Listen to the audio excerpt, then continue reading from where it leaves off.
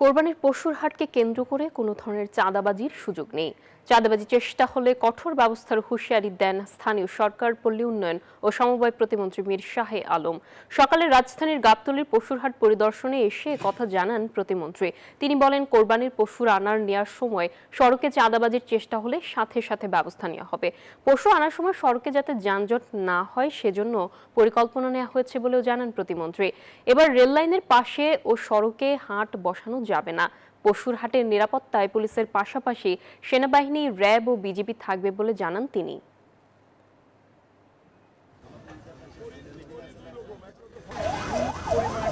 মাননীয় প্রধানমন্ত্রী প্রত্যেকটি বিষয়ে যে বিষয়গুলোতে ওনার মিটিং করবার কথা না বা অনুশাসন জারি করবার কথা না, সেই বিষয়গুলো উনি সরাসরি নজরে নিয়ে আসেন এবং কথা বলেন।